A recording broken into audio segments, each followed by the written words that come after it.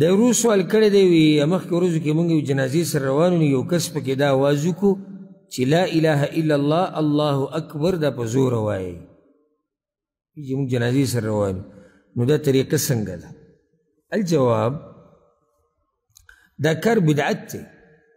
او د دې په شریعت کې څه اصل او بنیاد نشته دا خبره د ذکر کوم دا دین ګوره د ذوق سره تعلق نه ساتي پوه شوې به دې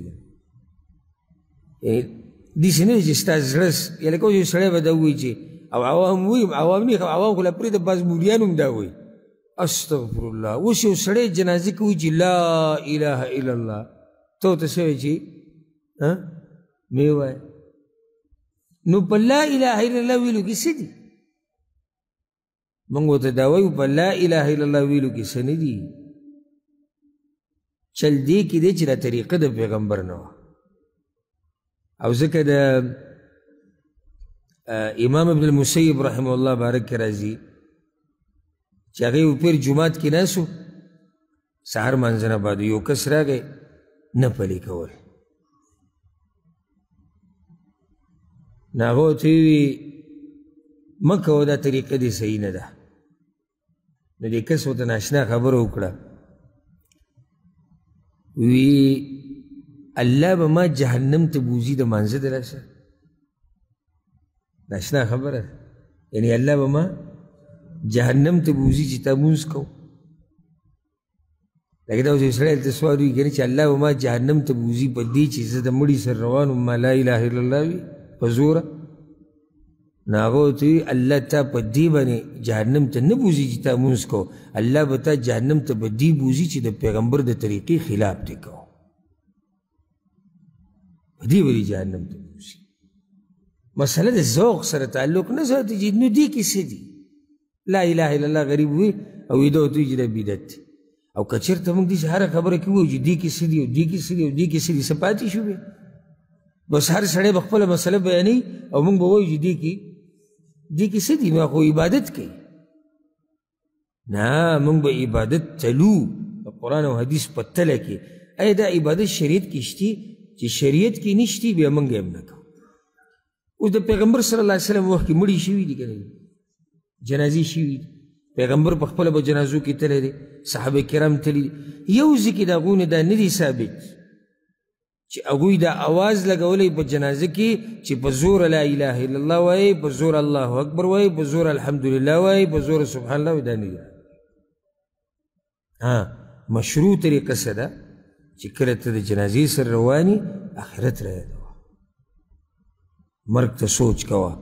د مړي دپاره دعاګانې غواړه په زوره نه د مړي دپاره ځان سره دعاګانې غواړه د ځان دپاره دعا غواړه چې الله که کله دا ورځ په ما باندې راشي نو په ما باندې هم رحم وکړه او ځکه مشهور تابعي دی قیس رحمه الله هغه وی قیس ابن عباد مشهور تابعي دی هغه وی كان أصحاب رسول الله صلى الله عليه وسلم يكرهون الصوت عند الجنازة د پیغمبر صلی الله علیه وسلم ملګرو به د جنازې په وخت کې د په زوره آواز سخت بدي شو په زور آواز که غار په زور آواز په ذکر سره دی او یا په زور آواز یعنی خبرې اترې دا د هغوی بدي شو څه ناشنا خلک چې جنازه به ولیده لکه د هغوی نه چې به ساه دم وته زموږ په شان نه و زموږ په شان نه و چې زموږ په قبرونو کې هم د دنیا باس کېږي او مقبرو کې هم ټول ګپ شپ لګولی کېږي ځکه چې هلته زموږ خلک چې اکثر جنازو له ځي نو هغه دې دپاره ځي ځکه زموږ جنازه کې ولاړو دې دپاره خو نه ځي چې د الله دپاره ځي زموږ جنازه کې ولاړو یا زموږ جنازې له به راځي نور دې دا مړی په تندر هم نه لګوي چې مړی شوی دی نه د مړي سره کار شتي نه د قبر سره کار دی نو هلته به هم دا باز شروع شي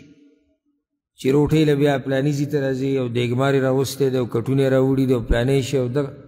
او بیا چې کله هلته کښېني نو بیا به هلته دا باسي قبر ډېر مزېدار راغی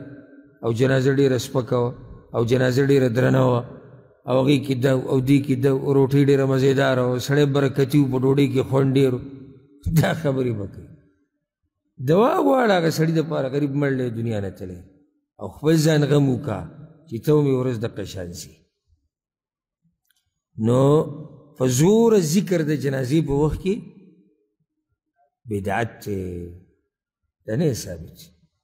والله اعلم